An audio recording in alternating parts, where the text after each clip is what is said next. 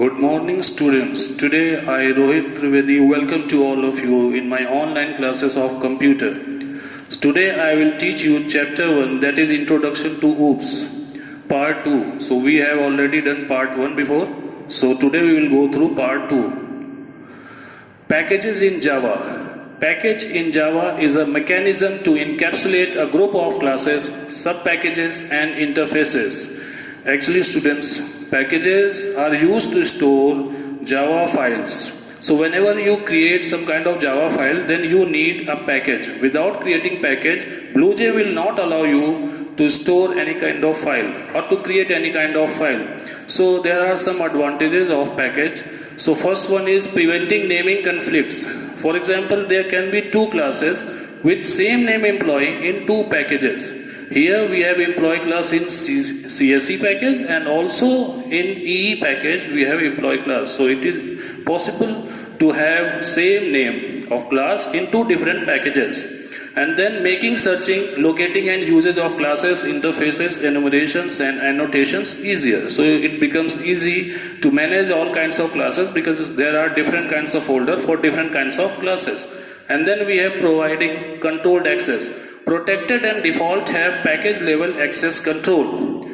A protected member is accessible by classes in the same package and by its subclasses in different package. So whenever we declare any class protected, then it can be accessed in the same package as well as in different package, but in different package it will be accessed by only its subclass. And then a default member is accessible by classes in the same package only. So whenever you declare, actually whenever you don't declare private, public or protected, then it is considered a default member and that is accessible only in the same package. And now packages can be considered as data encapsulation. Obviously you can hide your data inside a package. Then types of packages. There are two kinds of packages. The first one is user-defined package and second one is inbuilt package. So first one is built-in packages. These packages consist of a large number of classes which are a part of Java API. So whenever you install JDK, then API, application programming interface, that comes with JDK. Actually, that is there to assist you when you create your Java file. So first one is java.lang, contains language support classes which define primitive data types, math operations. So generally we do math operations, that is contained in java.lang, and then we have java.io. So it contains classes for supporting input-output operations. So whenever we want to give input or we want to get output, then we use java.io class. Then we have java.util. So whenever we use scanner or some kind of data structures, then we use java.util class. Then we have java.applet. Actually contains classes for creating applets.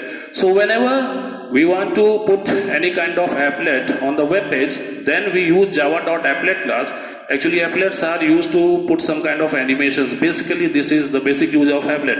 And then we have java.awt. So AWT, abstract window toolkit, contain classes for implementing the components for graphical user interfaces. So whenever we want our web page to have some kind of graphics, then we just use AWT. So AWT gives us GUI interface, just like we can put some kind of form, button, menus, etc. And then for creating some kind of network applications, then we use java.net. It contains classes for supporting networking operations. And then second type we have user-defined package. So these are the packages, they are defined by the user. So whenever a user wants to create any kind of class, then first he needs to create a package. So package will be created by his own. And now we have some basic math functions. So java.lang.math contains a set of basic math functions for obtaining the absolute values, highest and lowest, and etc. So actually math function that is automatically imported, we don't need to write explicitly java.lang. And the first one is, here we have some important functions. So first one is math.abs. So math.abs, just like class,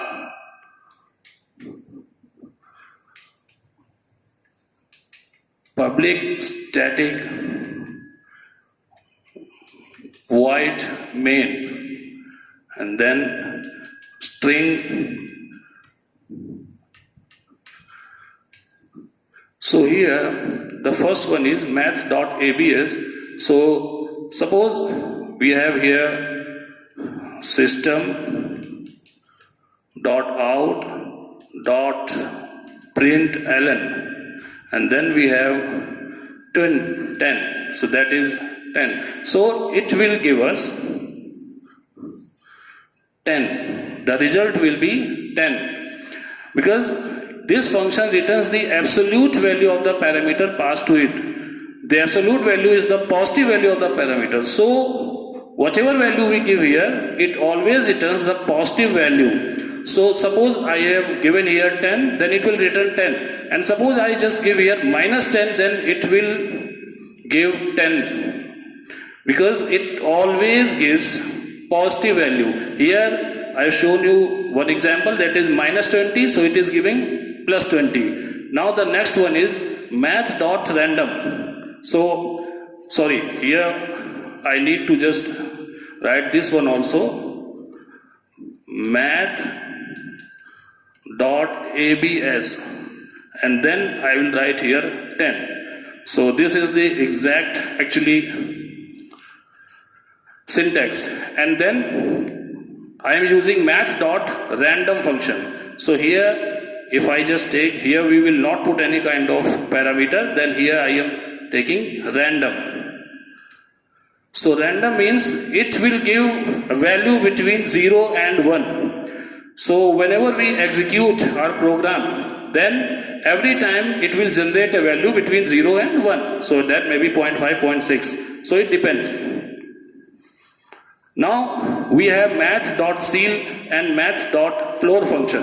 So math.ceil function rounds a floating point value up to the nearest integer value, and math.floor function that rounds a floating value down to the nearest integer value. So you can see here we have 7.343. So it is giving 8, and here we have in floor function 7.343. So it is giving 7. So the value is now rounded up to the nearest value, and this is rounded down to this value. So next one, we have math.max. So math.max function, we can just apply all these functions like this, and we have math function that returns the largest of two values passed to it as parameter, and then math.min function, so it returns the smallest value that is passed to it as parameter. So we have here 10, 20. So suppose I am writing here math.max, and then I am writing 10, 20. So it will give 20. The answer will be 20 because 20 is the maximum value, and here 10 is the maximum value, so it will give 10 in this min function. Now next one is math.sqrt. So this method calculates the square root of the parameter given to it. So first we have 4. So square root of 4, that will be calculated, that will be 2.0. So that is the answer of the square root of 4. And then we have math.pow. So it calculates the power of given two values. So suppose here we have two values, 2 is base value and 2 is the power of this value. So it will calculate 2 square, that will give 4. Now we have scanner class. Scanner class is basically used to input some kind of value.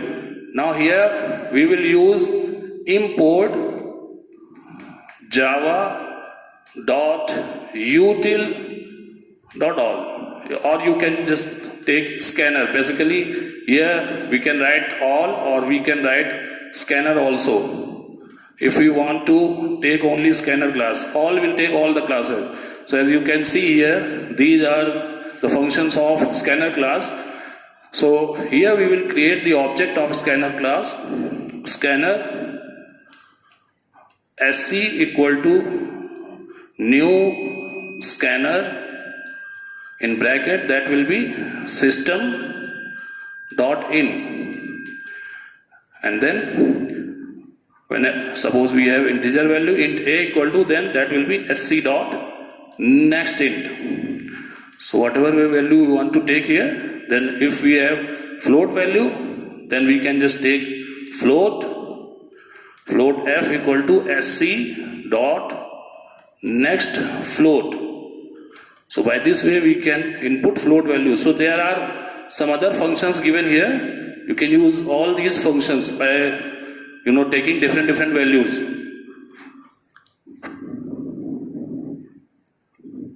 Now the next one is buffered reader class. So this is also another way to input some functions. So we have here java.io.all. So for this we need to take input output package, that is java.io, and then we have here